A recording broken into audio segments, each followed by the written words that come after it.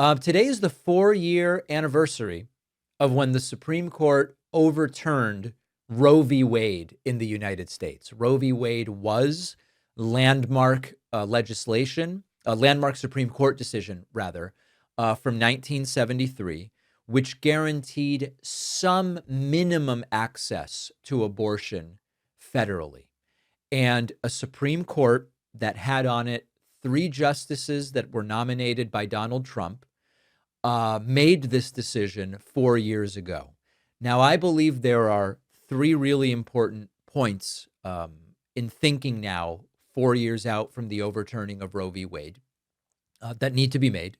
And I'm going to make them one by one. Now, first point, MAGA and Trump and that whole contingent, they love this. They bragged about it. This was their goal, to get Roe v. Wade overturned. This was not like an accident or a side effect or a nice to have. They were planning this from day one of when it looked like Donald Trump had a shot at being president of the United States. And because of the age and other circumstances of the Supreme Court back in 2016, we could project the winner of the 2016 election was going to get some Supreme Court picks. Now, just a couple reminders of this. Here is Donald Trump bragging about overturning Roe v. Wade, saying he did it, he's proud, all of that stuff. Because for 54 years, they were trying to get Roe v. Wade terminated, and I did it, and I'm proud to have done it. They wanted to get it back, right? You wouldn't have that. There would be no question. Nobody else. He loves it. They are cheering and bragging. These are old clips, but it's just a reminder. When it happened, here's one other one. Especially since I was proudly the person responsible for the ending of something that all legal scholars, both sides, wanted and, in fact, demanded be ended. Roe v. Wade. And then, in fact, Donald Trump, this is a crazy, we're pulling out old videos here from the archives. Trump argued that Americans criticizing Roe v. Wade being overturned should be put in jail because it's disrespectful to the justices. They were very brave, the Supreme Court, very brave, and they take a lot of hits because of it. It should be illegal what happens. You know, you have these guys like playing the ref, like the great Bobby Knight. These people should be put in jail the way they talk about it. Put them in jail for the things they say. Oh, wait, do we have a First Amendment? Who cares? It's Donald Trump. So point number one is they had a plan to do this. They executed on the plan. And while I don't respect at all what they did, there is a lack of long-term thinking and execution in the United States. And you've got to hand it to them. They got Trump elected instead of Hillary. They knew Trump would get some Supreme Court picks. They knew that once Trump got those Supreme Court nominations confirmed, states would file lawsuits around abortion. One of them would get appealed to the Supreme Court. And now we've got a shot at overturning Roe v. Wade. They were capable of carrying out a multi-year plan to make this happen. And it's important to remember that that is possible. It is possible. Second, who we elect for president really matters. Now, a lot of my audience might go, of course it matters, David. That's why we vote. Why are you even saying that? Well, remember that there were a lot of people back in 2016 who were sort of suggesting it doesn't really matter whether Hillary Clinton or Donald Trump win. Many of you, if you were watching this show back in 2016, will remember that I was saying at the time, guys, the Supreme Court really matters in every election, but it really matters in this particular one.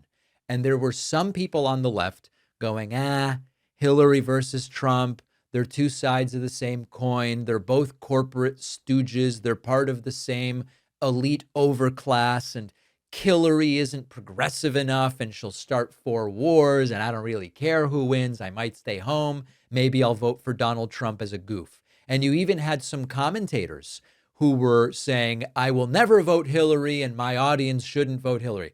If Hillary Clinton had won, which she almost did, came down to 100,000 votes in 3 states. If Hillary Clinton had won, we would have Roe v. Wade right now. Now, would she have been a perfect president? There's no such thing. Would we have agreed with Hillary on everything? Of course not. But it's the 4-year anniversary of the overturning of Roe v. Wade, the repeal. We would have Roe v. Wade if Donald Trump had lost to Hillary Clinton in 2016. So this is second point. It's a reminder, even when you don't love either candidate, the results matter and can lead to very different outcomes. I'd rather have Roe v. Wade right now than not have it.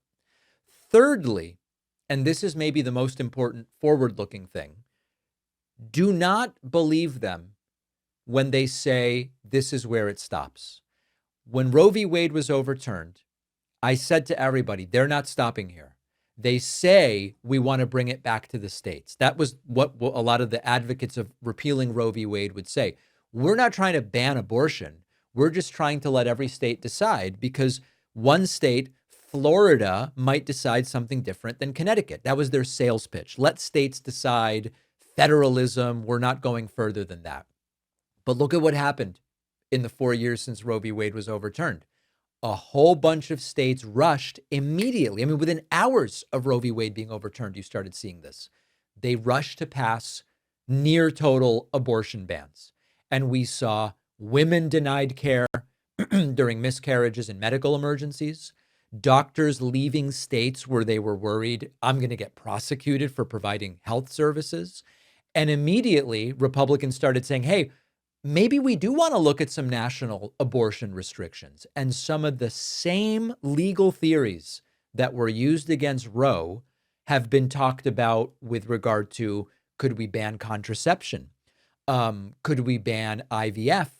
Could we do away with other privacy rights? So the lesson is, it's also bigger than just abortion.